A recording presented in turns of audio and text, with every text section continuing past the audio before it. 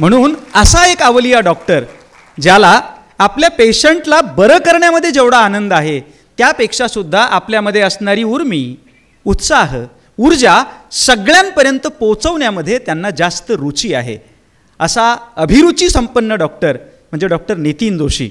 मी विनंती करतो टाळ्यांच्या कडकडाटामध्ये आपण त्यांना या ठिकाणी निमंत्रित करूया. आजच्या या कार्यक्रमाची भूमिका आणि गरज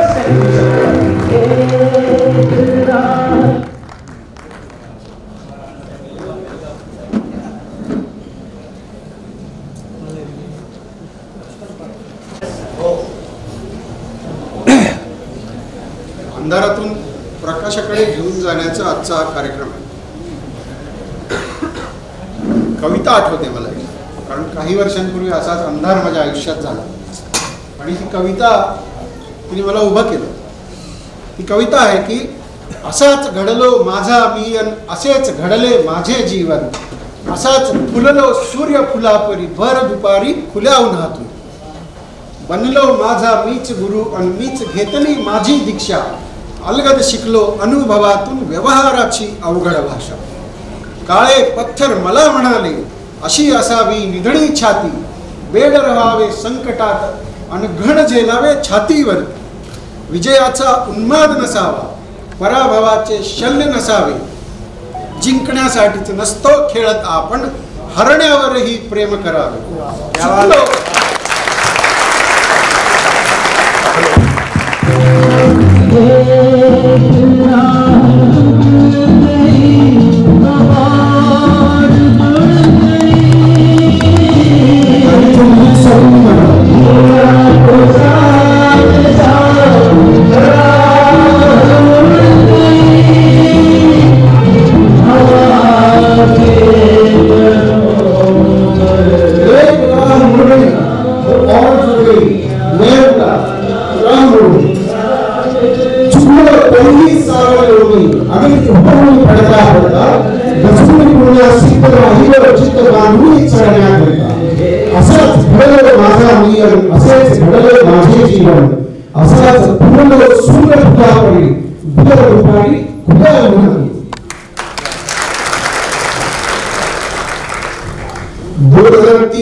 नाशिकच्या सिव्हिल हॉस्पिटलमध्ये 2 बॅग हातात आणि 1 जोडी शर्ट घेऊन उभा होतो. मला पॅरासाइट हॉस्टेलमधून बाहेर जायला निघालं तर मी कॉट खाली रडत होतो आणि समोर भिंतीवर ही वाचलेली कविता 1950 साली लिहिलेली आहे. पुसत आलेली कविता माझ्या डोक्यात घुसवली आणि मी आज इथे उभा आहे.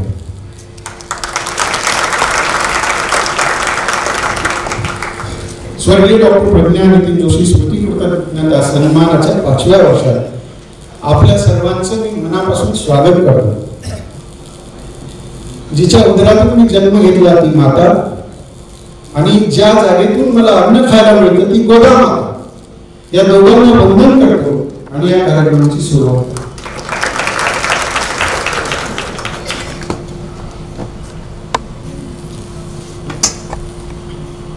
ख्वाबों के पर्दे निगाहों से हटा, हौसला न हार गिरकर को मुसाफिर, ठोकरे इंसान को चलना सिखा. चलता रहूंगा तक पर, चलने में माहिर हो जाएगा, या तो मंजिल मिलेगी या अच्छा मुसाफिर होगा. हा पूर्ण कार्यक्रमाची ही आधारशिला आहे. मागच्या वर्षी 2023 मध्ये आपण म्हणलो होतो जगणे कशासाठी. या वर्षी त्याच्याने शब्द घुसवला, जगणे सार्थक करायचं. लाईफ, मी ऍक्च्युली व्यवसायाचे डॉक्टर असल्यामुळे मृत्यू रोज जवळून बघतो आणि शारीरिक वेदना कमी करून पैसे कमवणं हा माझा रोजगार आहे. ह्याच्यामध्ये जे आयुष्य असतं ते आयुष्य तुम्ही सगळ्यांनी मला शिकवलंय आणि त्या समाजाच्या प्रती कृतज्ञता व्यक्त करण्यासाठी मी हा कार्यक्रम घेत असतो. त्याचा दुसरा कुठलाही उद्देश नाही. कारण ज्या जागेमध्ये आपण राहतो, ज्या जागेत आपण श्वास घेतो, जिथलं अन्न आपल्याला खायला मिळतं, त्या जागेप्रती कृतज्ञता व्यक्त करणं हे आपलं नैतिक कर्तव्य नाही, माणूस म्हणून तो आपला अंगभूत गुण असला पाहिजे. खूप डोकं लावून ही स्लाईड तयार केली आहे. इथे सगळे विद्वज्जन बसलेले आहेत. ही स्लाईड एकदा परत नीट बघा. मी माझ्या पद्धतीने त्याचं विश्लेषण करतो, पण मी जे काही बोलणार आहे ते मला समजलेलं ज्ञान मी शेअर करतो. ते त्याचा अर्थ असा नाही की तुम्ही घ्यायलाच पाहिजे. यू कॅन फ्लॅटली रिजेक्ट दिस. डार्विनने सिद्धांत मांडला 1800 मध्ये की माणसाची उत्क्रांती ही प्राण्यांपासून झाली. म्हणजे आपण माकडाचे माणूस झालो, वानराचे नर झालो. दुर्दैवाची गोष्ट अशी आहे की वानर त्यांचा धर्म पाळतायत, आपण धर्म पाळत. संस्कृतमध्ये एक श्लोक आहे माणूस आणि प्राण्यांना डिफरन्शिएट करणारा. तो श्लोक असा आहे की आहार निद्रा भयमैथुनश्च सामान्यमेतत् पशुभिः नराणाम् धर्मो हि तेषाम् अधिको विशेषो धर्मे हि नाम पशुभिः नराणाम्. म्हणजे खाणे, झोपणे, प्रजनन करणे आणि कोणी अंगावर आलं की आरडाओरडा करून त्याच्या अंगावर जाणे, ह्या 4 क्वालिटी माणसाच्या आणि प्राण्यांच्या सेम आहेत. आपल्याला एक वेगळी गोष्ट दिली आहे, तिचं नाव आहे बुद्धी. एक धारदार शस्त्र दिले आणि त्या शस्त्राचा उपयोग हा आपल्याला हे जीवन सुखमय करण्यासाठी. वानराला पुस्तक वाचता येत नाही आणि आपल्याला माणूस म्हणून जगायला 4 पुस्तकं दिली आहेत. ती दाखवली आहेत मी वर. भगवद्गीता, कुराण, बायबल आणि कायद्यात राहून म्हणून भारताचं संविधान. दुर्दैवाची गोष्ट आहे हे 4% जगामध्ये विध्वंस करतात. आज माणसं आहेत. 1.5 वर्ष झालं युक्रेनचं युद्ध चालू आहे. बुद्धीचा वापर विकासासाठी करताना आपण आपली स्वतःची वाट लावली. तुम्हाला जर नीट आठवत असेल तर मागच्या वर्षी मी एक गणित सांगितलं होतं की आपण 100 वर्ष जगणार नाही आहोत.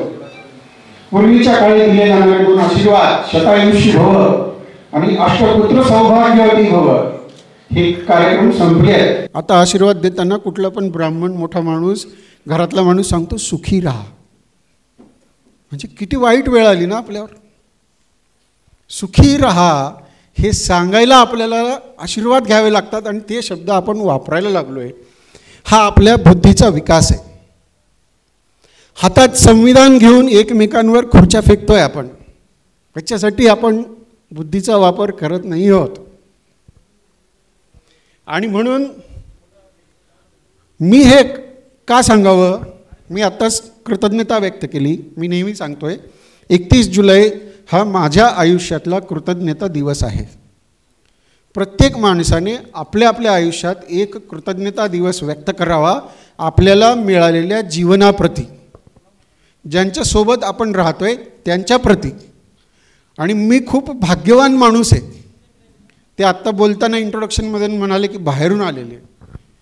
बाहेरून नाही आलेलो आहे, आपण किरायाने आलेलो आहे. Everybody sitting in the auditorium.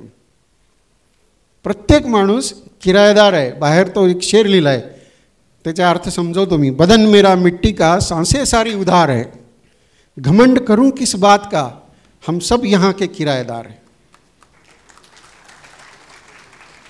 का बरं किराएदार आहे? तर हे असं आहे की मी जे फोटो तुम्हाला दाखवलो आहे, अजून दाखवतो. आल्या दिवसापासून ह्या क्षणापर्यंत माझ्या आयुष्यात हे रोज घडणारे प्रसंग आहेत.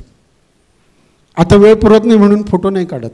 मी त्या सगळ्यांना नतमस्तक होतो, वंदन करतो. कारण हे सगळे लोक पैसे देऊन तासन तास डॉक्टर नावाच्या माणसाकडे वाट बघत बसलेले असतात.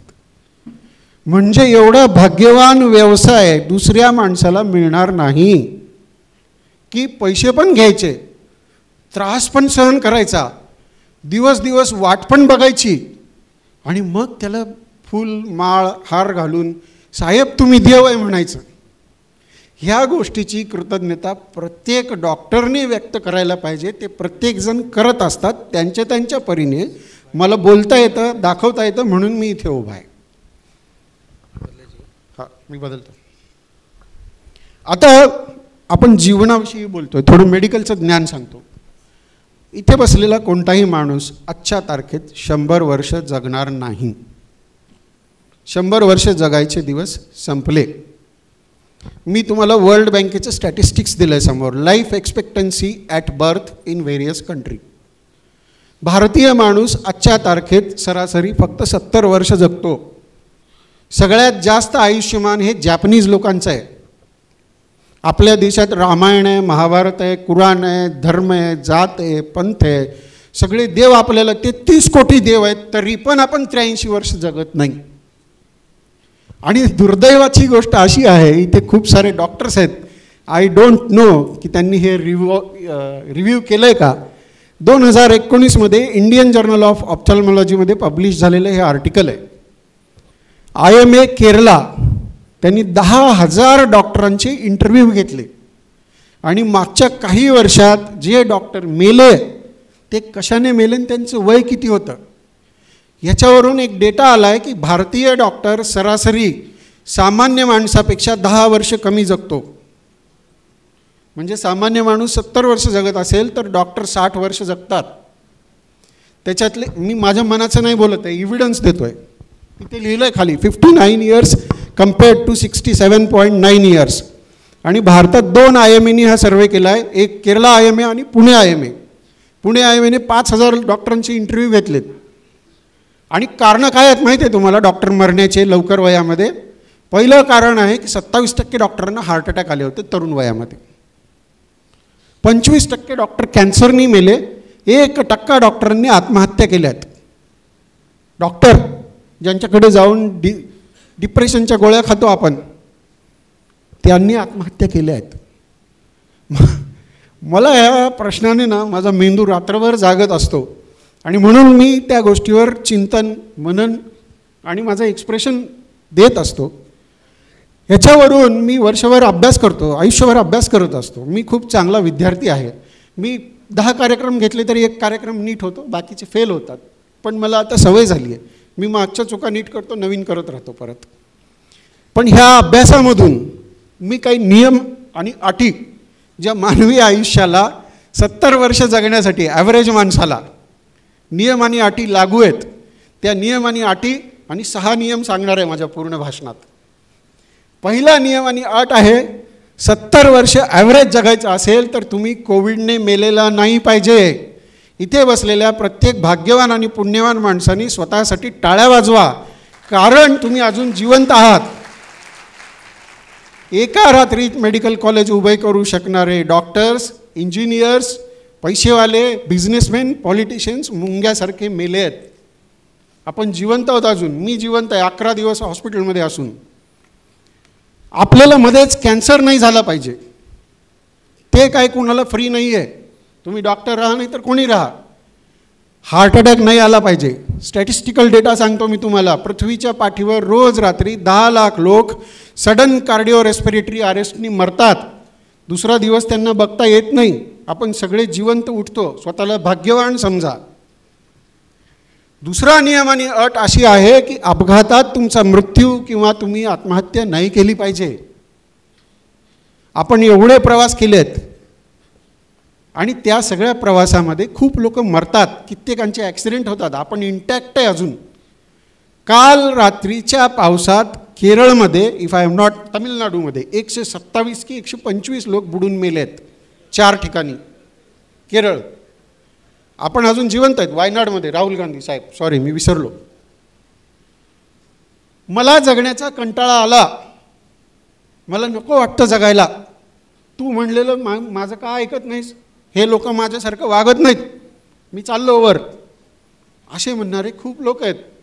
दर 1 लाख लोकसंख्येमागे भारतामध्ये 12.7 लोक आत्महत्या करतात.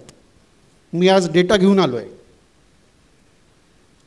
आणि तिसरी नियम आणि अट अशी आहे की तुम्ही आयुष्यात जगण्याचा अतिरेक केला नाही पाहिजे. Don't take your life very seriously. Enjoy your life. जगण्याचा उत्सव रोज झाला पाहिजे, तो करता आला पाहिजे. आणि असंच आतून, मेडिकलच्या भाषेमध्ये त्याला एन्डॉर्फिन्स म्हणतात. बाहेरून ड्रग घेतल्यावर थोड्या वेळासाठी येतील. तुम्ही मला बघा, मी असाच नशेमध्ये असतो.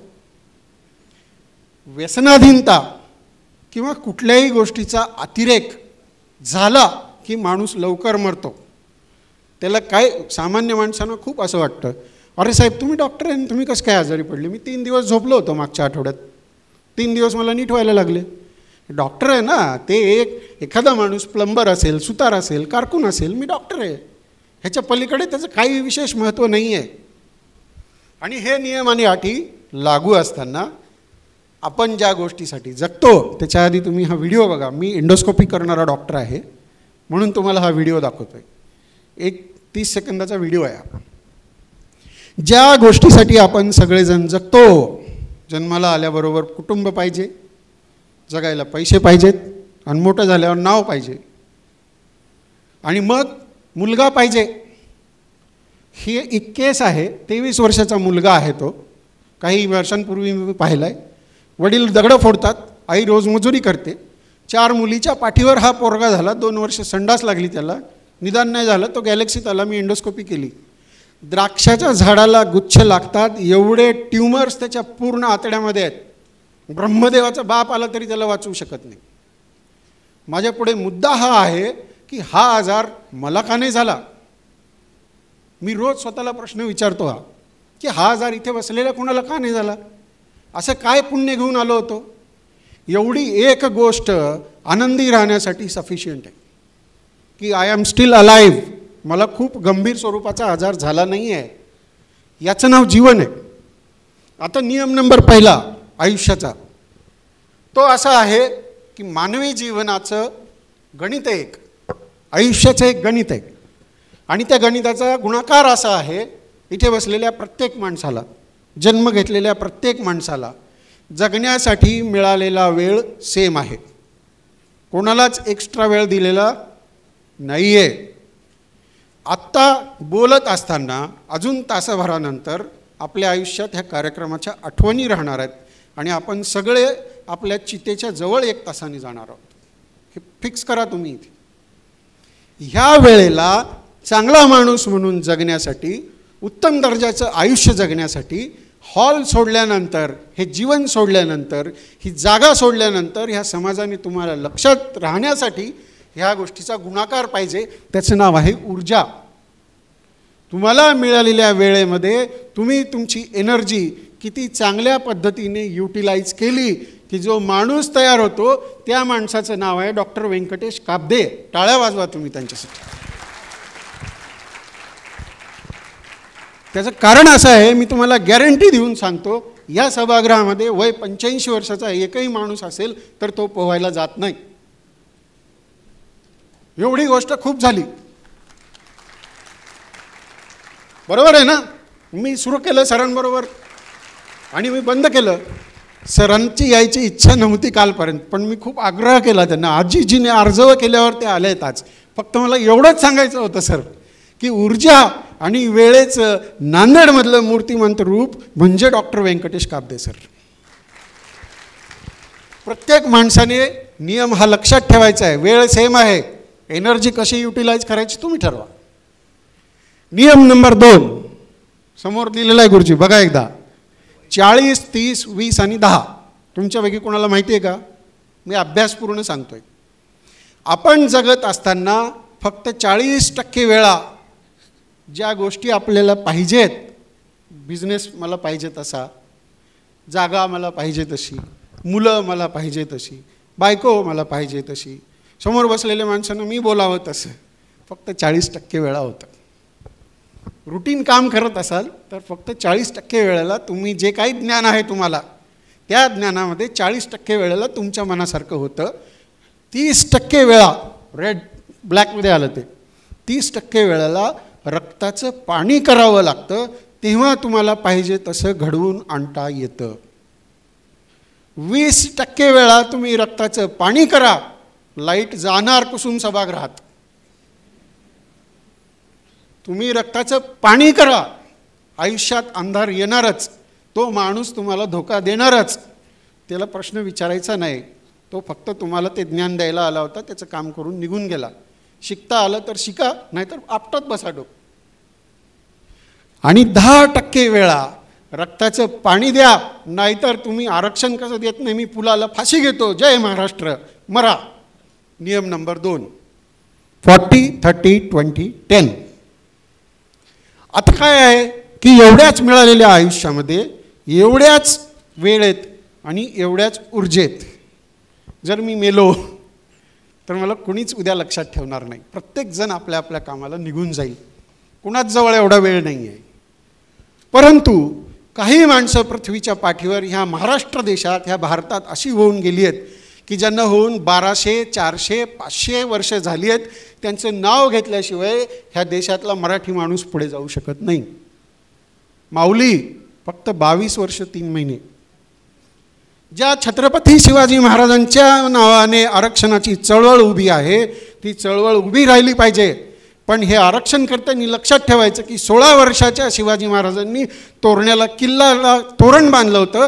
16 वर्षाच्या तरुण पुलाला फाशी. 50 वर्षाचं आयुष्य मिळालं, 350 किल्ले बांधले, 2 रूमचं घर बांधताना जीव निघून जातो. त्या छत्रपतींना आपण लक्षात ठेवतो. तुम्हाला कोण लक्षात ठेवणार? तुकोबा 450 एकर, 400 एकर जमिनीचा मालक, सगळं फुकून टाकलं, त्यांना आपण लक्षात ठेवलं. तुम्ही काय काम केलं, लोकांचे किती उपयोगी आलात, याच्यासाठी समाज तुम्हाला लक्षात ठेवेल. तुमचे पैसे, प्रॉपर्टी, बंगला, मुलं, बाळं कोणाचं लक्षात ठेवणार नाही. स्वामी विवेकानंद फक्त 39 वर्ष जगलेत, त्यांचे पुतळे चौकात आहेत. आपण मेलेल्या माणसाचा फोटो घरात लावत नाहीत. तुम्हाला दाखवतो मी पुढे. फोटो लावला तर जाळे लागतात म्हणून 3 महिन्यांनी निघून जातो photo. This is a serious fact. आणि म्हणून आपण सगळेजण यांना रोज सकाळी वंदन करतो. आता सामान्य माणूस जन्माला आला की त्याचा एक कोसला असतो, फुलपाखराचा असतो तसा हा कोसला आहे आपला. जन्माला आल्याबरोबर आई बाप, बहीण भाऊ, कुटुंब, दूध पाजणारा, मांडीवर घेणारा, शाळेत घेऊन जाणारा पाहिजे. त्याचं नाव आहे कुटुंब. आणि भारतीय कुटुंब व्यवस्था ही जगात सगळ्यात उत्कृष्ट आहे असं म्हणायचे. आता नाही. दुसरा कोसलेचा लेअर असा आहे, त्याच्यामध्ये कुटुंबामध्ये अजून एक येतं बरं का, प्रेम. मी प्रेम करतो, आय लव्ह यू. परंतु दुर्दैवाने प्रेमाची व्याख्या अशी आहे, selfless respect of other persons emotion. दुसऱ्या माणसाच्या भावनेचा कुठलीही अपेक्षा न ठेवता अत्युच्च आदर करणं, त्याचं नाव प्रेम. प्रेम म्हणजे तुझा भाऊ KEMला ॲडमिशन घेतलं आहे, तू का घेत नाहीस, त्याच्यामुळे मला मायग्रेन होतो, माझं BP वाढतो, याचं नाव प्रेम नाही आहे. या गोष्टीला अटॅचमेंट म्हणतात. देर इज अ डिफरन्स. आणि त्याच्यानंतर आपला लेअर येतो, पैसा पाहिजे, पैसा कमवणं पुरुषार्थ आहे. There is a difference between success, growth and prosperity. We are all after this. Growth, business growth, म्हणजे मी आज 100 रुपये कमवले, पुढच्या वर्षी 200 कमवले, 400 कमवले, ही ग्रोथ. सक्सेस म्हणजे पैसे कमवणं नाही. जेव्हा तुम्ही तुमच्या कामामध्ये एथिक्स लावून पैसे कमावता, that is called success. And when you attach your growth with ethics and spirituality in life, that is called prosperity.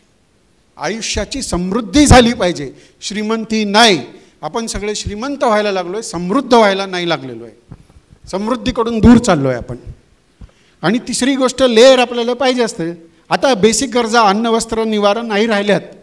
Basic गरजा आता काय राहिल्या? कारण अन्न वस्त्र निवारण देऊ लागले. लाडकी बहीण, समृद्ध शेतकरी, सगळंच मिळायला लागलं की त्याला काही गरज नाही तुम्हाला. आता कोणी, तुम्ही जेवायला इथे जा गुरुद्वारात, रोज मिळतं.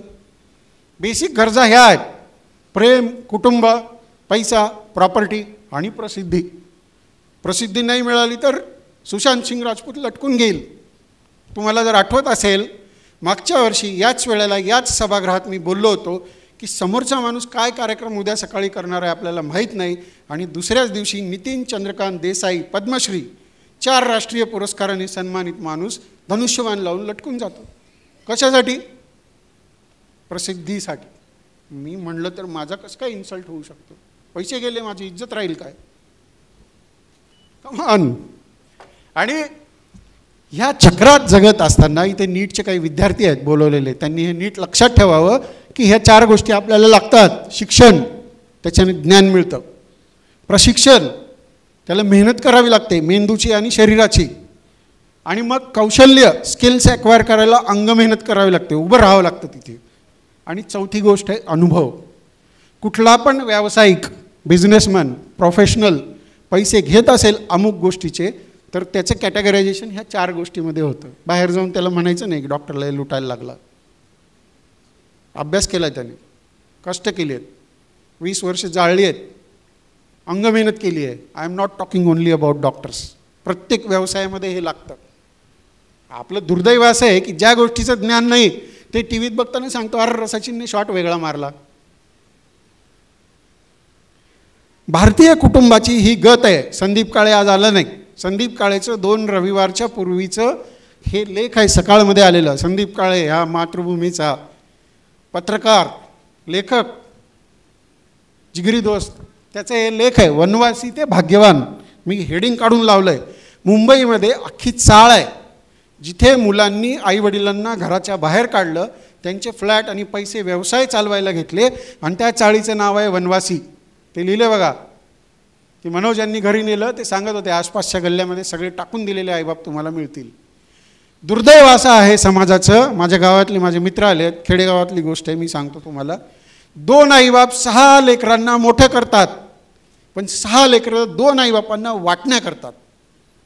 2 बिल्डिंग बांधतात, तिकडे मुलगा राहतो आणि आई मारुतीच्या मंदिरावरून हापशाचं पाणी आणते. पाप लागेल तुम्हाला असं कराल तर. रिमेंबर दिस. ही भारतीय कुटुंब व्यवस्थेची सध्या होत चाललेली गत आहे. मी बोलतोय त्याला अपवाद असतात, हे लक्षात ठेवा. मग आलं आपलं चक्र परत, पैसे, प्रॉपर्टी. मी ते उदाहरण सांगत असतो, परत एकदा सांगतो.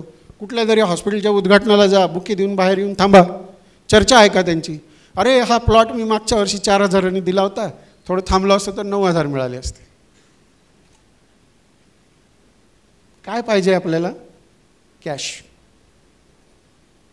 तो डिफरन्स करायचं काय त्याचं मला माहीत नाही.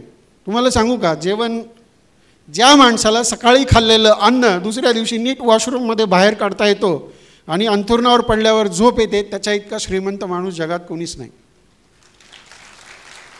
तुम्ही उशाला पैशाची पिशवी घेऊन झोपा, रेडी रेकनर अमुक आणि द्यायचं तमुक, युजलेस आहे ते. मला हा गोष्ट खूप घुसलेली आहे डोक्यामध्ये की कशासाठी, काय करायचं याचं. त्याच्याने काय होतं की माणसं दुरावली जातात, नाती तुटतात, व्यसनाधीनता येते. काय करायचं मग उरलेल्या पैशाचं? चलो क्वार्टर मारेंगे रात को. म्हणजे मर्द मराठा माणसाला शांत झोप यावी, मन स्थिर राहावं म्हणून 100, 200, 500, 1000, 5,000ची क्वार्टर 10,000ची असेल आणि 10 रुपयाचा तोटा लागतो. तुम्हाला माहिती आहे ना, मी सांगतो आता. ते तंबाखू खाल्लं की मन स्थिर राहतं लोकांचं, चिंता वाढते.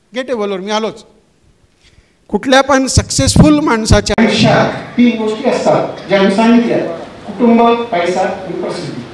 पण तुम्ही नीट लक्षात ठेवा, पॉवरफुल माणसाच्या, मोठ्या माणसांच्या आयुष्यामध्ये हे नियम नंबर 4 आहे की फक्त 2 गोष्टी मिळतील, तिसरी गोष्ट मिळणार नाही.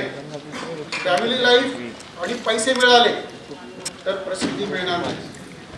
पैसे आणि प्रसिद्धी मिळाली तर कुटुंब मिळणार नाही. तुम्हाला सॅक्रिफाईस करावं लागेल. हा आयुष्याचा त्रिकोण आपण नीट लक्षात ठेवला पाहिजे, तर आपलं जगणं सार्थक होण्यासाठी. त्याच्यानंतर काय होतं, प्रसिद्धी आली की व्यसनाधीनता होती. मायकेल जॅक्सन, जगातला सगळ्यात श्रीमंत माणूस, 27 मोस्ट एक्सपर्ट डॉक्टरची टीम मायकेल जॅक्सनच्या बाजूला राहायची. झोपलेला असताना 10 डॉक्टर बाहेर बसून घ्यायचे, एवढे पैसे होते. पण मेला लवकर. हजारो वेळा शस्त्रक्रिया झाली त्याची, पण तो लवकर गेला. काय करणार आपण या गोष्टींनी? कारण त्याला खूप सारे ड्रग ॲडिक्शन्स होते. पैसे आले, स्ट्रेस वाढला की जीव नाही दिला तर व्यसनाधीनता होते. आणि 2 व्यसनं भारत देशात, हा राष्ट्रीय सामाजिक प्रश्न आहे. प्रश्न नंबर 1, तंबाखू. आज भारतामध्ये 28% लोकांना तंबाखू खाल्ल्याशिवाय मन लागत नाही. 28% लोकांना तंबाखू खाल्ल्याशिवाय गाडी चालवता येत नाही. जवळजवळ 30 करोड लोक रोज भारतात तंबाखू खातात. तंबाखू का खायची नाही मी सांगतो तुम्हाला. कॅन्सर मरताना होईल. तुम्ही जा, शरद पवार साहेबांची यूट्यूबवर व्हिडिओ आहे, त्यांनी सांगितलंय की मी तंबाखू खात होतो म्हणून हे झालंय मला. तंबाखू न खाण्याची 4 कारणं सांगतो डॉक्टर म्हणून, पचन संस्था विकार तज्ञ म्हणून. दररोज तोंडात 1 लिटर लाळ तयार होते. जर लाळ तयार नाही झाली 1 मिनिटासाठी तर गिळता येणार नाही, बोलता येणार नाही, आणि 3ऱ्या मिनिटाला दात किडून तोंड वास मारायला लागेल, माणूस बसणार नाही. दिवसभर तोंडाचा तोबरा तोंडात भरला तर तुमच्या तोंडाला एवढा वास येईल की ते बायको नावाचं प्राणी झोपावं कसं तुमच्या बाजूला. कॅन्सर मरताना होईल. म्हणून तंबाखू बंद करायची. त्याच्यानंतरचा एक प्रश्न येतो, तर जीवन सार्थक होतं, हे लक्षात ठेवा. त्याच्यानंतरचा प्रश्न येतो दारू. वर्ल्ड बँकेचा डेटा आहे, 40 कोटी भारतीय लोक दारू पितात. दरवेळी भारतामध्ये 5.6 लिटर दारू पिली जाते. दारू पिणं वाईट आहे का? अजिबात नाही. मी डॉक्टर म्हणून सांगतोय, कारण दारू वाईट राहिली असती तर भारत सरकारने परमिशन दिली नसती. दिली आहे त्यांनी, बरोबर आहे ना. दारू प्यायची पद्धत आहे, हे लक्षात ठेवा. Seriously, very serious. दारू पिण्याची पद्धत अशी, दारू तेवढीच प्यायची जी केल्याने तुमच्या प्रोफेशनमध्ये तुमच्या व्यवसायाची वृद्धी होईल. दारू पिल्याने तुम्ही सक्सेसफुल व्हाल. दारू पिल्याने तुमची प्रॉस्पेरिटी होईल. दारू पिल्याने तुमचा मुलगा म्हणेल की दारूचा बाप आदर्श आहे माझा. दारू तेवढीच पाहिजे जेवढी पिल्यावर बायको म्हणेल ती गुणाचा माझा नवरा. जर असं होत नसेल तर दुसऱ्या पद्धतीने दारू प्यायची, खांबामध्ये ठेवायचा. दारू तेवढीच प्यायची आणि ह्या पद्धतीने पाहिजे, खांबामध्ये ठेवायचा. आई वडील बहीण भाऊ लहान पोरं बसवायचे, सगळ्यांना थोडं थोडं वाटायचं आणि मग रात्री दारू प्यायची. आणि त्याच्याही पुढे जर दारू पिल्याशिवाय भागत नसेल तर लहान पोराचा फोटो दारूच्या बाटलीने चिटकावायचा आणि दारू प्यायची. मी डॉक्टर म्हणून, लिव्हर स्पेशलिस्ट म्हणून रोज 30 ते 40 वर्ष वयातली तरुण मुलं माझ्याकडे येतात. डोळ्यात कावीळ, पोटात पाणी, रक्ताच्या उलट्या झालेल्या असतात. 30-40 वर्ष मरतो. एवढी दारू प्यायची का? कुठे चाललो आपण? अरे जगायचं ना 70 वर्ष. घाई कशाला करायची मध्येच? चुकीचं आहे, घाई करायची नाही मध्येच. खूप सारे लोक बसले तिथे, फार गमती आहेत. मी जरा परखड बोलणारा माणूस आहे, पण मी माझ्या भल्यासाठी नाही बोलत. मी आत्ताच तुम्हाला डेटा दिला. गंभीर प्रश्न आहे. मी खूप खूप जास्त व्यस्त आणि खूप त्रस्त आहे या गोष्टीने. तुम्हाला सिरियसनेस लक्षात येत नसेल. 25 मुलांनी मागच्या वर्षी कोटामध्ये नीटच्या मुलांनी आत्महत्या केल्या. कुठे चाललाय समाज? शिक्षण घेणं खूप चांगली गोष्ट आहे. डॉक्टर इंजिनियर होणं त्याच्याहून चांगली गोष्ट आहे. पण काय भारतामध्ये फक्त इंजेक्शन द्यायचे पुलंच बांधायचे आहेत का? दुसरं शिक्षण नाही आहे का काही? मुलांनो, नीटच्या मुलांनो, नीट आणि JEE मजबूत अभ्यास करा. डॉक्टर का व्हायचं मी सांगतो तुम्हाला. मी का डॉक्टर झालो ते सांगतो. मी डॉक्टर फक्त एका गोष्टीसाठी झालो, ज्या दिवशी माझे आईवडील आजारी पडतील त्या दिवशी त्यावेळेला त्यांचा उपचार करणारा माझ्या इतका चांगला डॉक्टर तिथे असणार. हे काम मी केलेलं आहे. कोविडमध्ये माझे वडील हार्ट फेलने आजारी असताना त्यांची एंडोस्कोपी करून ब्लिडिंग बंद केली. कलंकी सर आहे तिथे सभा. आणि म्हणून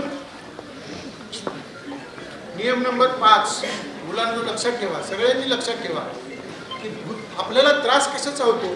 आपण जे काही करतो त्रास होतो म्हणून करतो. प्रत्येक गोष्टीचा त्रास होतो. आपल्याला त्रास आपल्याला जगण्याचा होत नाही. आपल्याला त्रास होतो आपल्या कल्पनाशक्तीचा आणि आपल्याला त्रास होतो आपल्या आठवणींचा. होऊन गेलं त्याच्याने त्रासात असतो आणि उद्या काय होईल त्याच्याने त्रासात असतो. लोक काय म्हणतील, गावात लोक नावं ठेवतात. ते वडील बसलेत, परत वाक्य रिपीट करतो. हे लोक बसलेत, काय महाराज तुमच्या पोराकडे एवढे पैसे आहेत, काय करणार त्याचे. मग महाराजांना झोप येत नाही. अरे जे झालं नाही आणि जे होऊन गेले त्याच्यावर डोकं नाही फोडायचं. आत्ता जे चालू आहे ते करत असलेलं काम तुमच्या उपयोगाचं आहे का, समाजाच्या उपयोगाचं आहे का, हे मी ओरडून सांगितलं तरी तुम्हाला कळणार नाही. ते कळण्यासाठीची मूर्तिमंत माणसं मी या स्टेजवर बसवली आहेत. त्याचं पहिलं नाव आहे सोनाली नवांगुळ. नुसती लाईट गेली तर आपण अस्वस्थ होतो. तुम्हाला मी सांगतो आत्ता 10 मिनिट हा प्रयोग करा. कमरेच्या खाली पाय अजिबात हलवायचा नाही अर्धा तास. जर हे होत नसेल तर सोनाली नवांगुळ ही माझ्यासाठी देवता आहे. कारण 40 वर्ष ती व्हीलचेअर मध्ये आहे. टाळ्या वाजवा तिच्यासाठी.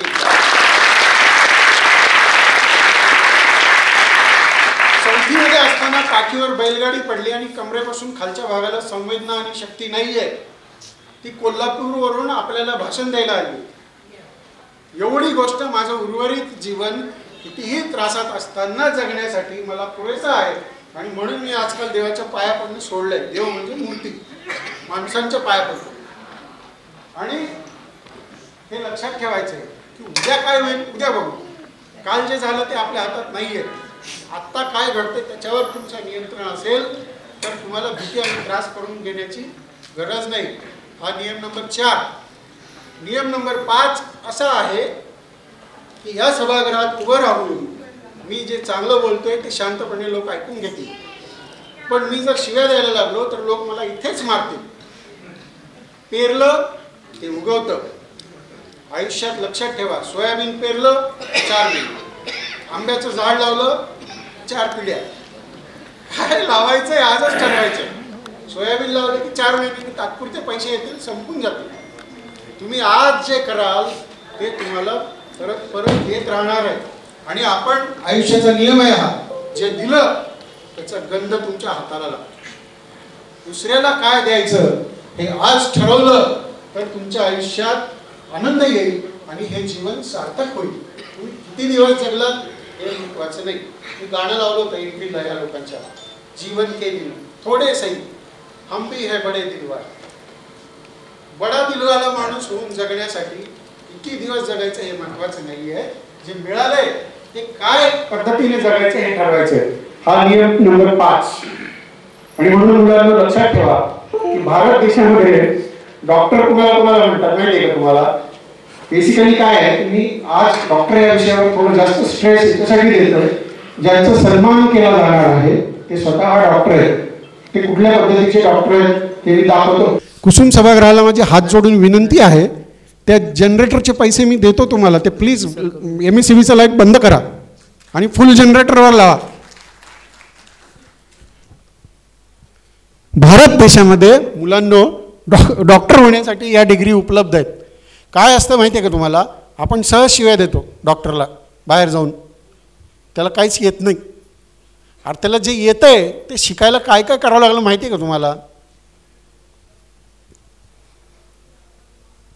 पहिली गोष्ट असं लक्षात ठेवा की चांगल्या डॉक्टरबरोबर काब्दे साहेबांबरोबर 10 वर्ष काम केलं आणि छोट्या गावात जाऊन सुया टोचायला लागला की तो डॉक्टर होतो. आणि तो मग डेंग्यूमध्ये किंवा चिकनगुनियामध्ये इंजेक्शन देऊन 3 मजली घर बांधू शकतो, कार घेऊ शकतो, त्याला पण डॉक्टर म्हणतो आपण. पूर्वीच्या काळी RMP होते, MPW होते, हे नॉन क्वालिफाईड डॉक्टर्स आहेत या देशाचे. आणि त्याच्यानंतर भारत सरकारने दिलेल्या एवढ्या डिग्री आहेत, ह्या सगळ्यांना डॉक्टर म्हणतात. समाजाने हे लक्षात ठेवावं म्हणून मी रिपीट करतो आहे. सगळ्यात मोठी डिग्री MBBS, मग वर जाणार MD, DM, DNB वॉटेवर. दुसरी डिग्री आहे BAMS, मग BHMS, मग BUMS, मग BAMS, मग DMINDS. हे सगळे डॉक्टर आहेत. हे सगळे लोक इंजेक्शन देतात, हे सगळे लोक तुमच्या वेदना देतात, कमी करतात.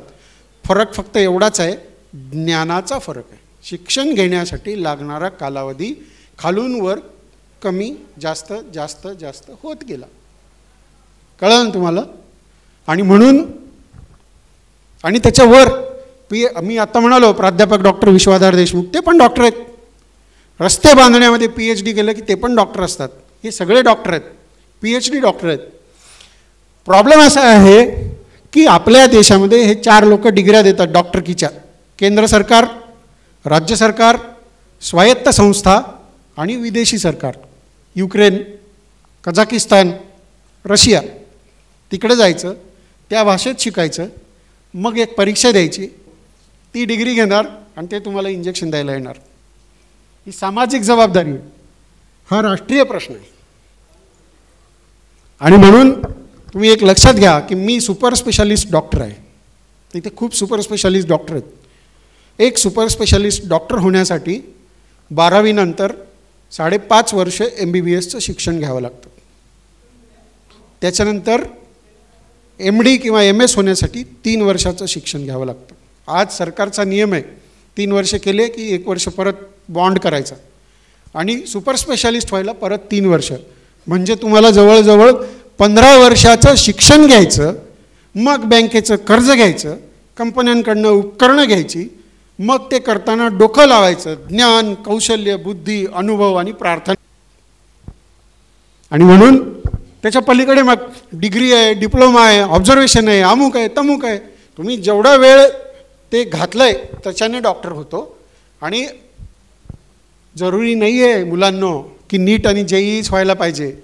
लाकडाला फळी मारली, जिद्द, मेहनत, शक्ती, बुद्धी, निष्ठा, प्रेम, अनुभव, कौशल्य आणि सगळ्यात वर चिकाटी, तर फक्त 11 माणसांसाठी अख्ख्या मुंबईवर देश बाहेर येतो. हे आत्ताचं उदाहरण आहे. काय यांनी म्हणजे यांनी काय किती जणांना रात्री उठून डिलिव्हरी केली, यांनी किती जणांना रात्री उठून त्यांनी ऋतुराज जाधवसारखं डोकं शिवलंय, किती जणांच्या रक्ताच्या उलट्या बंद केल्यात. मग कशासाठी एवढं तडफडलो आपण? काय मग सगळ्यांनी काय एकच काय करायचं का? तुम्ही आजकाल 11वी 12वीच्या मुलांना विचारा, ते 2च गोष्टी सांगतात, नीट, JEE. गुलाबाच्या फुलाला कमळाचं फूल करण्याचा प्रयत्न करू नका. तुमच्या मुलाची जेवढी शक्ती आणि बुद्धी आहे तेवढंच त्याला फुलवायचा प्रयत्न करा. नाहीतर काय होतं की तो मुलगा ॲसिड पितो आणि आई फाशी घेते आणि ते ॲसिड पिलेलं मुलगा गॅलेक्सीत येतं. माझ्याकडे हे लोक आहेत, सभागृहात आहेत, बोलवलं आहे मी. Be serious. हा सामाजिक प्रश्न आहे. आणि म्हणून जरुरी नाही आहे की एकदा 1-2दा नीट रिपीट करा, नाही जमलं तर ठीक आहे सोडून द्या. तुमच्यातली कला जोपासा.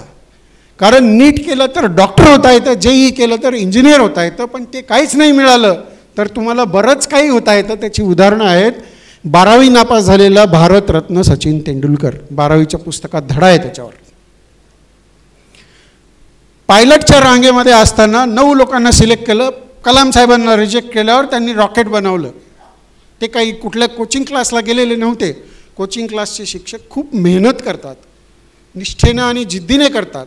पण हे लक्षात घ्या की महाराष्ट्रामध्ये MBBSच्या 2000 सीट्स आहेत आणि 3 लाख मुलं MBBSची परीक्षा देतात. म्हणजे मेहनत करायची. गीतेतला श्लोक आहे, तुम्हाला सांगतो मी, कर्मण्यवाधिकारस्ते मा फलेषु कदाचन. ह्याच्या पुढची ओळ कोणाला माहिती आहे का? माहीत नाही. आपण एवढाच रट्टा मारलाय. पुढची ओळ अशी आहे, मा कर्मफले हेतुर्भू ते संगे सत्वाह कर्माणी. भगवान श्रीकृष्ण सांगतात, तू फळाची अपेक्षा न ठेवता काम कर. आता फळाची अपेक्षा नाही ठेवली तर कोण काम करणार आहे? येडं म्हणतील लोक. पण देवाने पुढे सांगितलं, असं काम कर आणि ते काम मला अर्पण कर. त्याचा रिझल्ट, त्याचं फळ काय द्यायचं हे मी ठरवतो, तू आनंदाने स्वीकार कर. असं नाही केलास तर तू दुःखी होशील आयुष्यात. आणि म्हणून ज्यांना बॉक्सर व्हायचं होतं ते वकील झाले आणि ते वकील होऊन जेलमध्ये 28 वर्ष गेले आणि 250 शांतता पुरस्कार भारतरत्न सकट मिळालेले नेल्सन मंडेला हे माझे आदर्श आहेत. नियम नंबर 6 शेवटचा की कला जोपासा. आणि म्हणून जगणे सार्थक करण्यासाठी, जगणे कशासाठी हे कळालं की आपल्याला कसंही जगता येतं. आणि सार्थक करण्यापूर्वी मी या सभागृहाला विनंती करतो, आजचा श्रद्धांजलीचा दिवस आहे. काही जणांना आपण श्रद्धांजली देऊ. मी नावं वाचतो, तुम्ही उभे राहा please.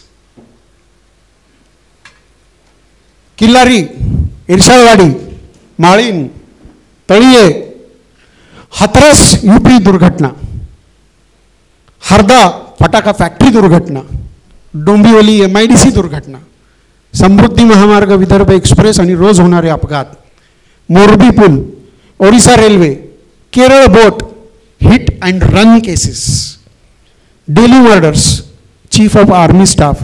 Me most protected man आहे असं नाहीच म्हणू शकत तुम्ही. टाईम आला की एक्झिट. दररोज होणारे अपघात, रोज येणारे हार्ट अटॅक, रोजच्या आत्महत्या, रोज होणारे कॅन्सर आणि मरण्याची इच्छा नसून सुद्धा वय झालं की हे जग निमूटपणे सोडावं लागतं. मोहम्मद रफी सकट माझ्या बायकोने आजपासून 8 वर्षांपूर्वी हे जग सोडलं. त्या सगळ्यांना श्रद्धांजली देण्यासाठी काही सेकंदाची आपण श्रद्धांजली देऊया. ओम शांती. थँक्यू. हे का उल्लेख करतोय मी वारंवार? हा उल्लेख याच्यासाठी आहे की ह्या लिस्टमध्ये आपला नंबर अजून नाही लागला पाहिजे. त्या भावनेने जर उद्या सकाळी काम करायला लागू तर ते जगणं आपलं सार्थक होईल. आणि म्हणून मी आधी सांगितलेला हा शेर जो आजच्या कार्यक्रमाची थीम आहे. मी हे नियम सांगितलेत, तुम्ही नंतर बघा, मी यूट्यूबवर हे लेक्चर टाकणार आहे. त्याच्यात जात नाही मी. बऱ्याच वेळा लाईट गेली. आजपासून 8 वर्षांपूर्वी माझ्या आयुष्यात पण अशीच लाईट गेली. मी काय अमुक दिवस आहे म्हणून इथे येत नाही. मी 31 जुलै आहे म्हणून इथे येतो. Very simple reason. आजपासून एक्झॅक्टली 9 वर्ष 3 दिवसांपूर्वी माझी नांदेडमध्ये एंट्री झाली. 28 जुलै 2015ला मी विश्व हॉस्पिटलमध्ये पोटविकार तज्ज्ञ म्हणून पेशंट बघायला सुरू केली. त्याच्यानंतर 26 जानेवारी 2016ला 1 करोड रुपयाच्या वर लोन घेऊन गॅलेक्सीचं उद्घाटन झालं 2000 स्क्वेअर फीट भाड्याच्या जागेत. आणि 6व्या महिन्याच्या शेवटच्या दिवशी ज्या गावामध्ये मी पण तुमच्यासारखाच घर, बंगला, गाडी, पैसे, मुलं शिकवायचे, अमेरिकेला पाठवायचे आणि संध्याकाळी टुकटुक वर बघायचं, गेले तिकडे. मग त्या अमेरिकेतून तुम्हाला ट्रीटमेंटला पैसे पाठवतात, त्यांच्याकडे वेळ नाही तुमच्याकडे बघायला. त्या सगळ्या उद्देशाने आलो होतो. त्या 31 जुलै 2016 दिवशी माझ्या MBBS, MD आणि संधिवात तज्ज्ञ असलेल्या बायकोने स्वतःहून या जगाचा निरोप घेतला. आता कशाबरोबर खायचे पैसे? ज्या गावामध्ये मला हे सगळं करायचं होतं त्याच गावच्या गोदावरीमध्ये मी अस्थी विसर्जित केल्या आहेत. तिथेच मी काम करतोय आणि तिथेच मला एवढं प्रेम मिळालं आहे. आणि म्हणून मला ते आठवतं. मी हा दिवस का सेलिब्रेट करतो? सेलिब्रेशन आहे कारण गीतेमध्ये वेदांमध्ये लिहिलेलं आहे की मृत्यू हा नवीन जन्माची सुरुवात आहे. कि बिछड़ जाऊंगा तो रिश्ता तेरी यादों से जोड़ूंगा, मुझे जिद है मैं जीने का कोई मौका नहीं छोड़ूंगा.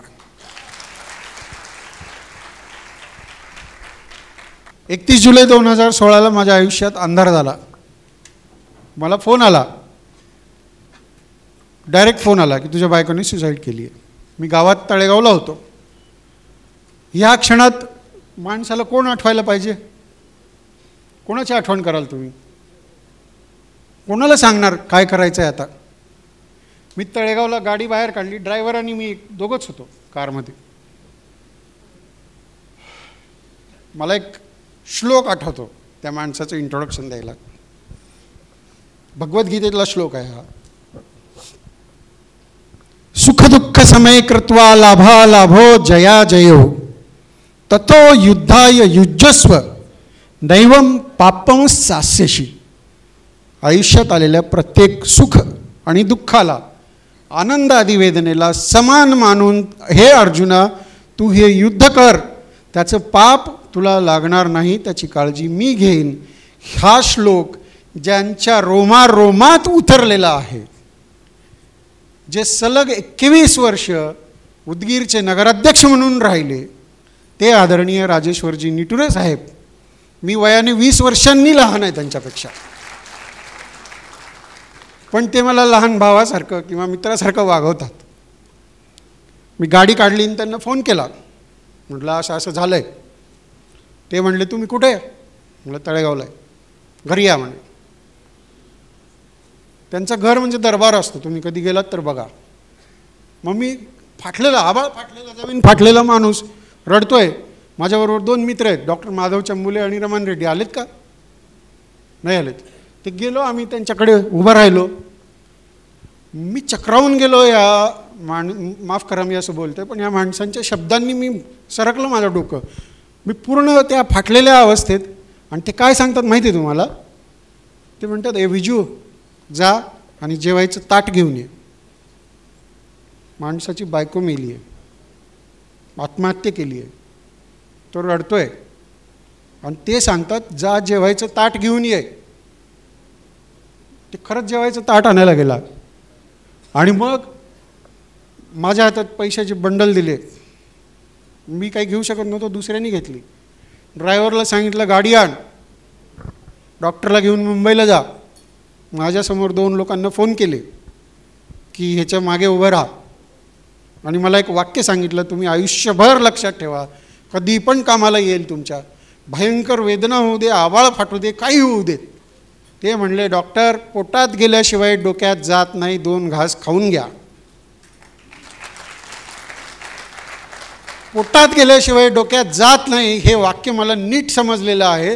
त्या वाक्यावर मी उभा आहे. तुम्हाला आयुष्यात नुसते पैसे, प्रेम सगळं मिळालं तरी पण जगता येत नाही. आयुष्यामध्ये अंधार पडल्यानंतर वाट दाखवणारी एक बॅटरी, ज्याला तुम्ही मार्गदर्शक म्हणतात, ते मार्गदर्शक आदरणीय राजेश्वरजी निटुरे साहेबांचा मी सत्कार करतो. गंमत अशी आहे सर, पुढे या. दुसऱ्याला ज्ञान सांगणं खूप सोपं आहे. लोक सांगे ब्रह्मज्ञान, आपण कोरडा पाषाण, असे खूप जण असतात. मला पण लोक असं म्हणतात यूट्यूबवर, व्हॉट्सॲपवर. काही दिवसांपूर्वी एक दुर्दैवी घटना त्यांच्याबरोबर झाली आणि त्यावेळेला मी मजबूत असताना मला बघायचं होतं की ते कसे वागतात. आणि मी त्यांच्याबरोबर 1.5 दिवस होतो. तुम्हाला मी सांगतो की एवढा मजबूत माणूस माझ्या आयुष्यात मी नाही पाहिलेला.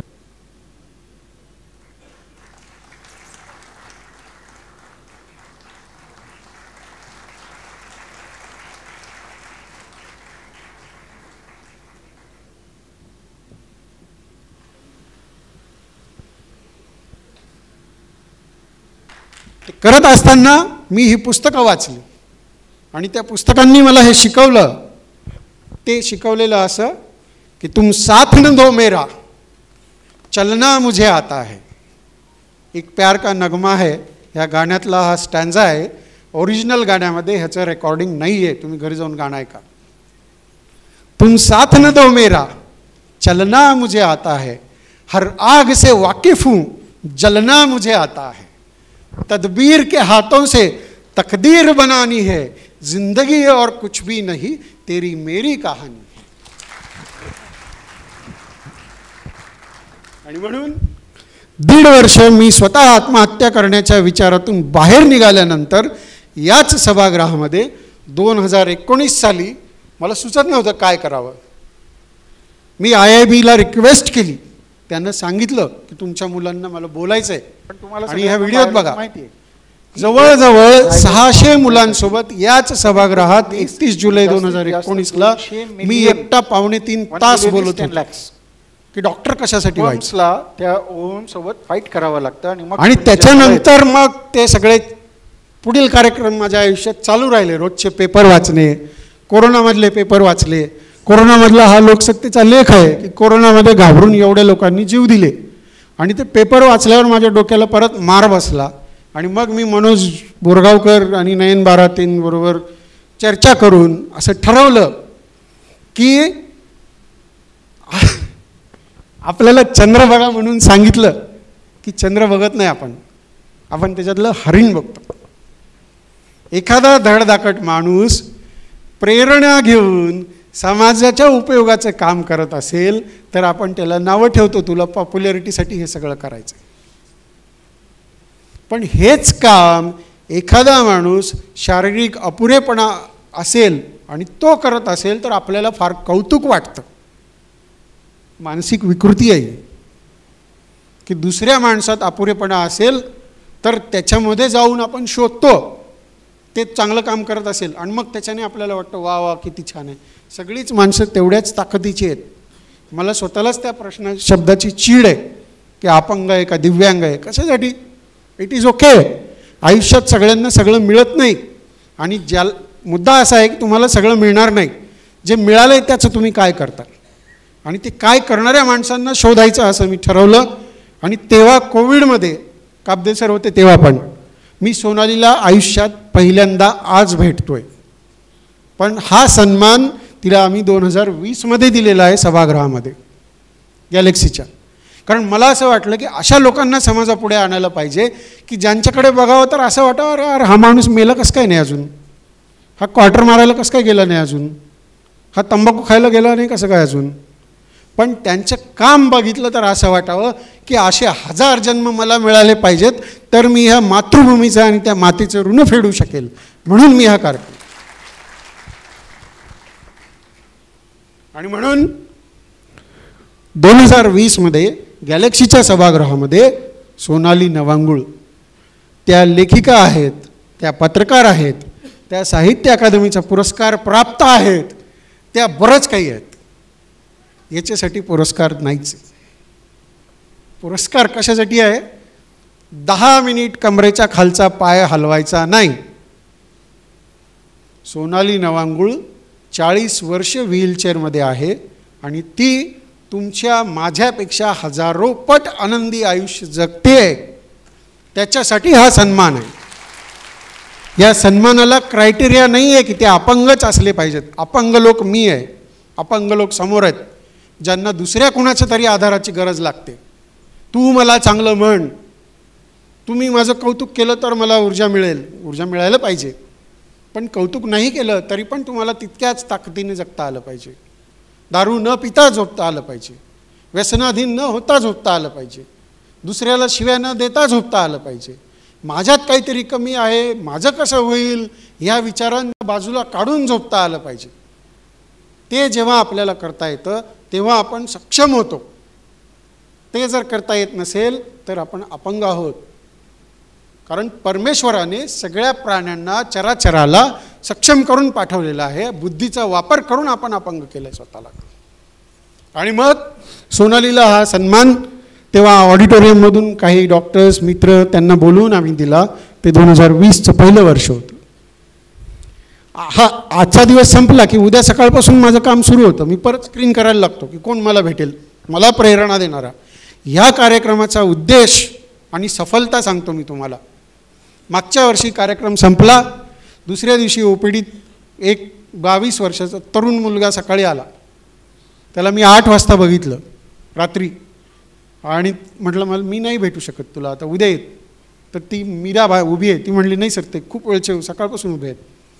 तो मध्ये आला आणि म्हणाला की सर मी ह्या थँक्यू फॉर यस्टरडेज प्रोग्राम. काल मी प्रजावाणीत ॲड वाचली, हा कार्यक्रम अटेंड केला. I was about to give up but I promise you की I will not give up now. आज तो मुलगा अमेरिकेमध्ये ऑन्कॉलॉजीमध्ये कॅन्सरची रिसर्च फेलोशिप करतोय. त्याला काल संध्याकाळी मी मेल पाठवला. तो म्हणला सर मागच्या 1 वर्षात मी मजबूतीने आयुष्य जगतोय, थँक्यू व्हेरी मच.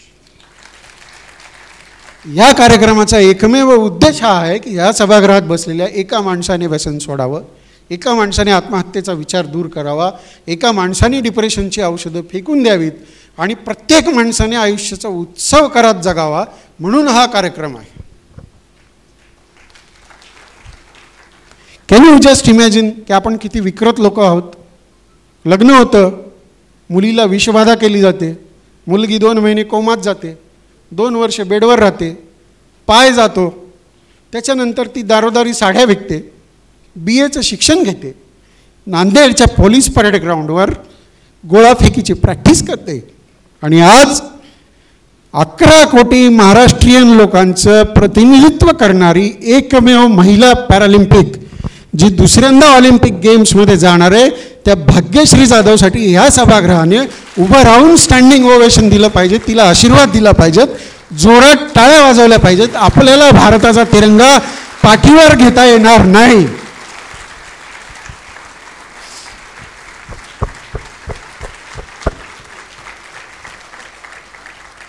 थँक्यू. ती येणार नव्हती, ते सोडत नव्हते कोच, कारण सप्टेंबरमध्ये पॅरालिम्पिक गेम्स आहेत. तिला मी रात्री सांगितलं की मी चार्टर्ड फ्लाईट पाठवतो भाग्यश्री तुझ्यासाठी, पण तू उद्या सकाळी इथे. ती इथे उभी आहे.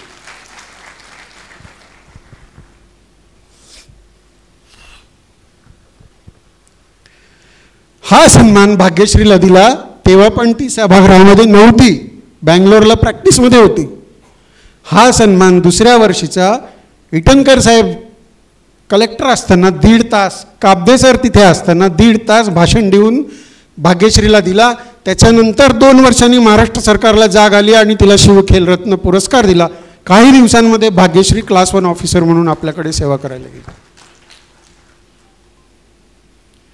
परत स्कॅनिंग सुरू झालं, काय करायचं. 3ऱ्या वर्षी याच सभागृहामध्ये पुस्तक प्रकाशन केलं आणि त्या सभागृहामध्ये हा व्हिडिओ, ज्या पोराला जन्मापासून 2 हात नाही आहेत, 1 पाय कमी आहे, 1 जास्त आहे, त्याने लव्ह मॅरेज केलं, त्याला मुलगा झाला आहे, तो संगीतकार आहे, तो वादक आहे, तो गाणी लिहितो. आपल्याला लिहिलेलं गाणं नीट म्हणता येत नाही आयुष्यात, दुर्दैव आहे. 3ऱ्या वर्षीचा हा सन्मान ऋषिकेश मोरेला साताऱ्यावरून बोलवून आणून या सभागृहात दिला. 4थ्या वर्षी काय करायचं. मातृदेवो भव, पितृदेवो भव, आचार्य देवो भव, गंगा माता, गोदा माता हे मंत्र उच्चारणारा समाज 39 मातांना टाकून देतो आणि त्यांना स्वतःच्या आईसारखं सांभाळणारे डॉक्टर PD जोशी पाटोदेकर या सभागृहात आहेत. टाळ्या वाजवतात.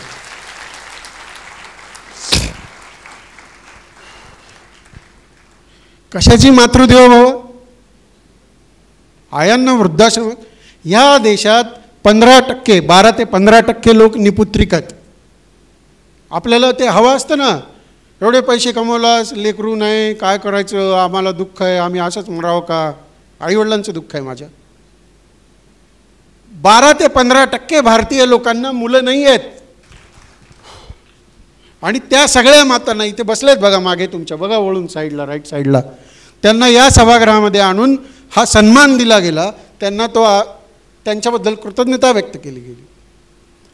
आणि मग हे सगळं काम करत असताना मला अजून एक काम करायची परमेश्वराने शक्ती दिली. ती म्हणजे गॅलेक्सी हेल्थकेअर फाउंडेशन अंतर्गत, ज्याच्यामध्ये उमेश दादा आहेत, राठी साहेब आहेत, ते माझे गार्जियन आहेत. त्या दोघांनी दिलेले 2 मंत्र, नियम नंबर 6 आणि 7 घेऊन टाका. उमेश दादांनी मला शिकवलं आहे की whenever there is a problem in life, sit tight. आणि राठी सरांनी मला शिकवलेलं आहे, see beyond your own self, स्वतःच्या पलीकडे पाहायला शिक, नियम नंबर 7.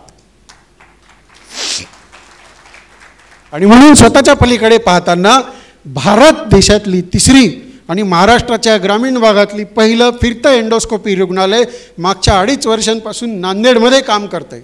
त्याची प्रेरणा घेऊन इतर लोकांनी भारतामध्ये हा उपक्रम सुरू केला आहे.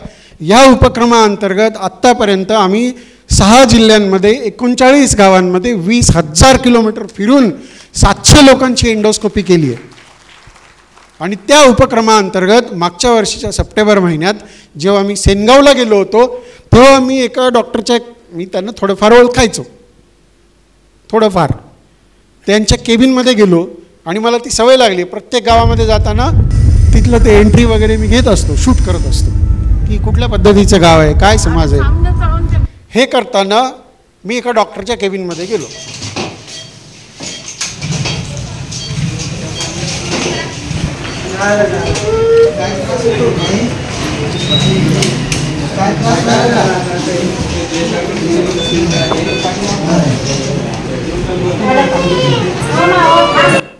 I was very impressed as usual की एक दिव्यांग माणूस, 20 पेशंट ॲडमिट आहेत, 80 पेशंट बाहेर ओपडीत बसलेत, चेहऱ्यावर ऊर्जा आहे, आपुलकी आहे, लोक खूप आदराने बोलतात, प्रचंड रिस्पेक्टवाला माणूस आहे या सभागृहामध्ये. डॉक्टर मनोज निर्मलाबाई रामविलासजी साबू.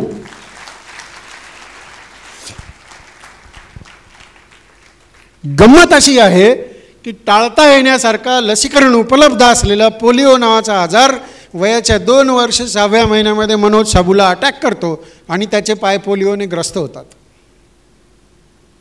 पारंपरिक व्यवसाय असलेले, व्यापारी असलेले त्यांचे वडील तो व्यवसाय करण्याचा हा माणूस जुगारून देतो. तो म्हणतो मला नाही करायचं हे काम, मला डॉक्टर व्हायचं आहे. तो BAMSचं शिक्षण घेतो. खूप लोकांना, मुलांना BAMS म्हणजे काहीतरी वेगळं निकृष्ट वाटतं. ते कालच भेटले होते मला. अरे काय साहेब, पोराला BAMS मिळालं, मला झोपच येणार रातभर. मी या सभागृहामध्ये नॅशनल इंटिग्रेटेड मेडिकल असोसिएशन म्हणजे BAMS BHMS ची आहे निमा, त्याचे नांदेडचे अध्यक्षांना मुद्दाम बोलवले, डॉक्टर संदीप पचलिंग. बरेचसे BAMS डॉक्टर्स इथे आहेत. तुम्ही एक लक्षात ठेवा की डॉक्टर हा स्त्री आणि पुरुष नसतो. डॉक्टर हा डिग्रीवाला त्या ज्ञानापुरता असतो, पण डॉक्टर ह्या त्या पेशंटची आई असतो. चुकून सुद्धा डॉक्टरला देव करायला जाऊ नका, कारण तुमच्या मागून येणारा माणूस त्याला लुटारू लगेच करायला बसलेला आहे. तुम्ही साहेब देव आहे. कुणाचे देव आहे? ज्याचं चांगलं झालं त्याचे देव आहे, ज्याचं चांगलं नाही झालं त्याच्यासाठी लुटारू आहे. डॉक्टर हा त्या वेळेसाठी त्या पेशंटची आई असतो आणि त्या भावनेतून काम करणारे असंख्य डॉक्टर मी बघितले आहेत. त्याच्यापैकी हा सन्मान वैद्यकीय क्षेत्रामध्ये पहिल्यांदा दिला जातो आहे. म्हणून वैद्यकीय क्षेत्राचे ऋषितुल्य व्यक्तिमत्व काब्दे सरांना बोलवलं आहे. नांदेड IMAचे अध्यक्ष आजारी आहेत ते स्वतः, म्हणून नाही येऊ शकले. त्याचे सेक्रेटरी डॉक्टर राहुल लवेकर इथे उपलब्ध आहेत आणि पाटोदेकर सर तर आहेतच. आणि त्यांना सगळ्यांच्या हातून मला असं वाटलं की ह्या माणसाच्या प्रती मी समाज म्हणून कृतज्ञता व्यक्त केली पाहिजे, त्यांचा सन्मान केला पाहिजे. म्हणून अजून अभ्यास केल्यावर असं कळलं मनोज साबूबद्दल. मनोज साबूंनी 2007मध्ये प्रॅक्टिस सुरू केली. तुम्हाला माहिती आहे का, ज्या माणसाला उभं राहता येत नाही, पायऱ्या उतरता येत नाहीत, त्या माणसाने 2007पासून आजच्या डेटपर्यंत 3.5 लाख पेशंट त्याच्या आयुष्यात बघितलेत. मी कॅल्क्युलेट केलं. राष्ट्रीय बाल स्वास्थ्य योजनेअंतर्गत भारत सरकारचं जे काम चालतं, वय वर्ष 1 ते 6च्या मधल्या मुलांना जे जन्मजात अंगदोष असतात ते दोष त्यांच्या घरी जाऊन शोधण्याचं काम डॉक्टर मनोज साबू आठवड्यातून 3 वेळा 60 गावांमध्ये फिरून करतात. त्या उपक्रमाअंतर्गत त्यांनी हजारो रुग्णांना पाहिलेलं आहे. ते काम मी तुम्हाला दाखवलं आहे समोर, तुम्ही बघत असाल हे.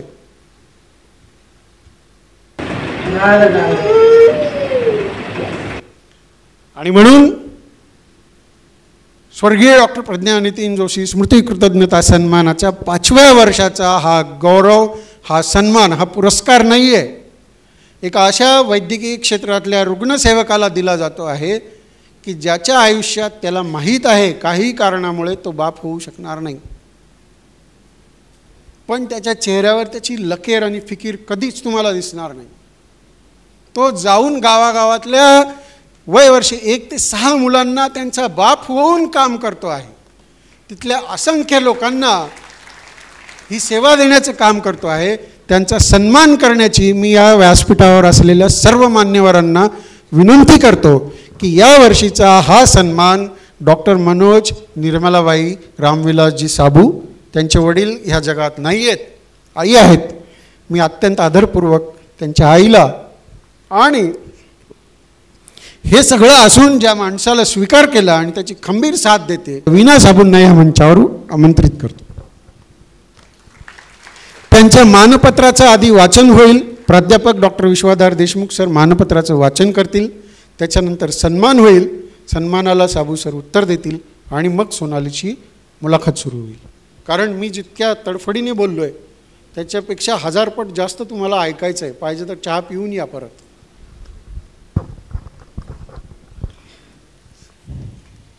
धन्यवाद. बाकीचा एक शब्दही न बोलता मी मानपत्राच्या वाचनाकडे वळतो. या मानपत्राला भावपत्र असं संबोधन आहे. डॉक्टर प्रज्ञा नितीन जोशी स्मृती कृतज्ञता सन्मान 2024 वर्ष 5वे. डॉक्टर श्री मनोज निर्मलाबाई रामविलास जी साबू BAMS.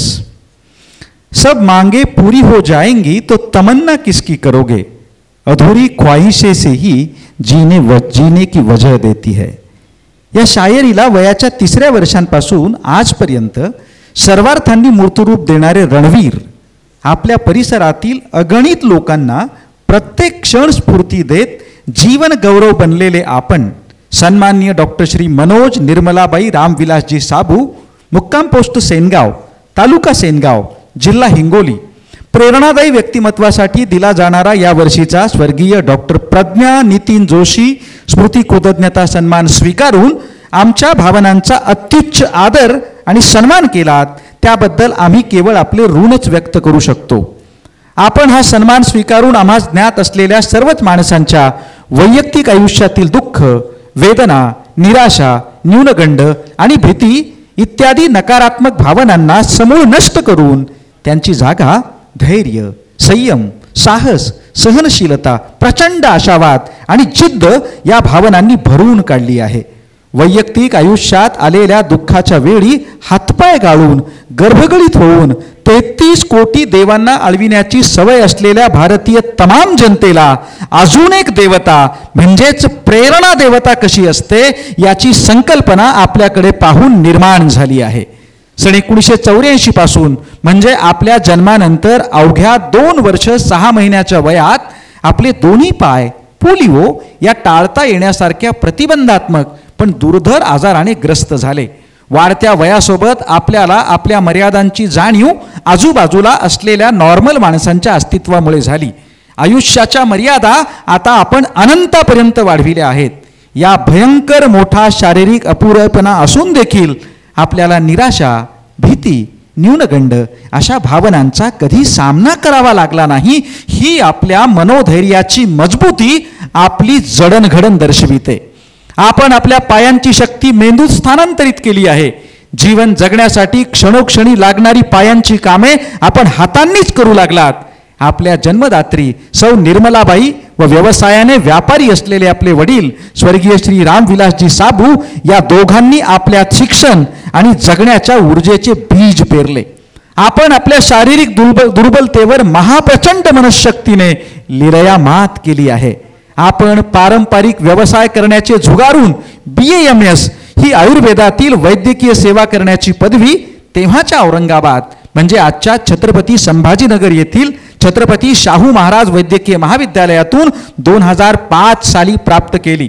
आपल्या परिसरात सन 2007 पासून आपण भारत देशातील शेवटच्या नागरिकाला आपण उपलब्ध असलेल्या आणि प्राप्त परिस्थितीमध्ये देत असलेल्या उच्च दर्जाच्या वैद्यकीय सेवेतून केवळ शारीरिक वेदनेतून मुक्तीच देत नसून जगण्यासाठी प्रेरणा, उभारी आणि ऊर्जा देत आहात. आपण आजवर हिंगोली जिल्ह्यातील सेनगाव सारख्या लहान गावात जवळजवळ 3.5 लाख रुग्णांना सल्ला, उपचार आणि मार्गदर्शन केले आहे. शारीरिक अपुरेपणा असल्याची भावना आपण आपल्या 16 खाटांच्या रुग्णालयात भरती असलेल्या रुग्णांची काळजी घेताना चुकूनही जाणवू देत नाहीत.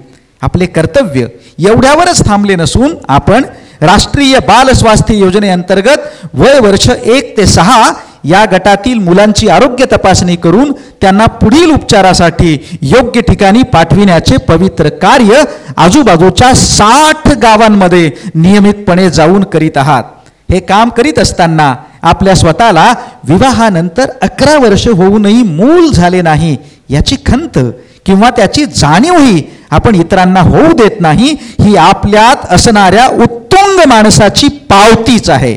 या कार्यात आपली भक्कमपणे साथ देणाऱ्या आपल्या पत्नी सौ वीणा साबू यांनाही आमचा मानाचा मुजरा.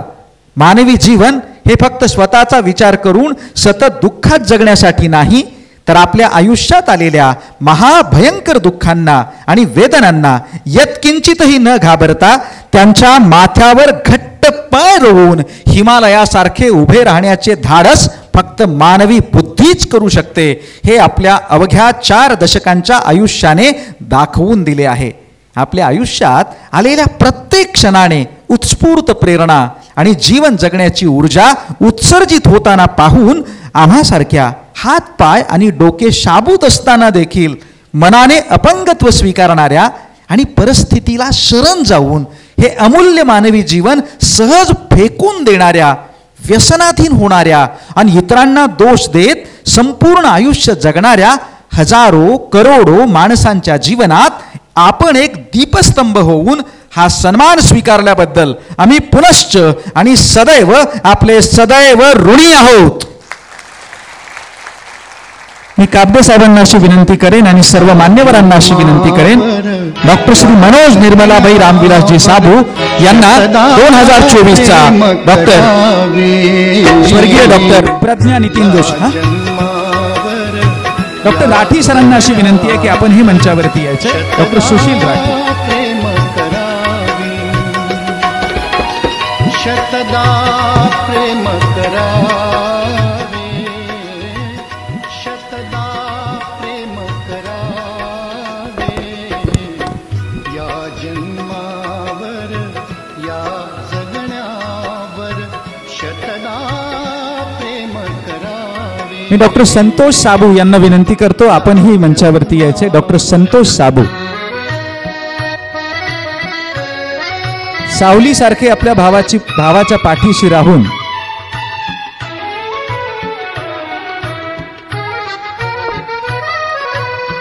चंचल वारा या जलधारा भिजली काळी माती, चंचल वारा या जलधारा भिजली काळी माती, हिरवे हिरवे प्राण तशी रुजून आली पाती,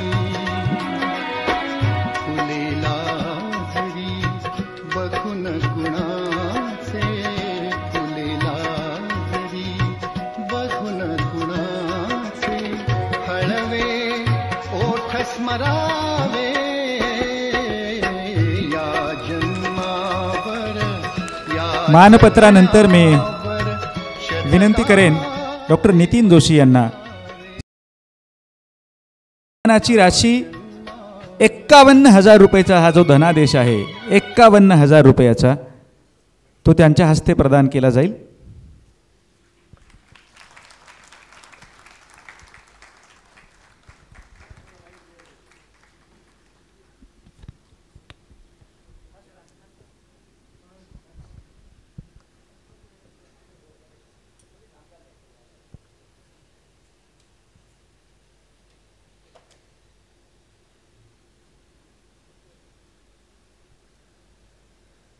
जन्मावर या जगण्यावर शतदा प्रेम करावे,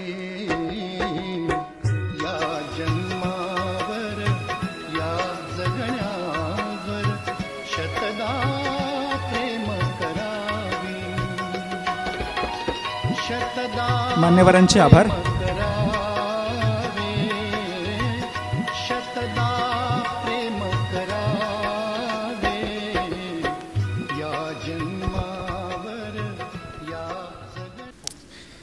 यानंतर मी डॉक्टर मनोज साबू यांना अशी विनंती करतो की त्यांनी सन्मानोत्तर मनोगत व्यक्त करावं. डॉक्टर मनोज साबू.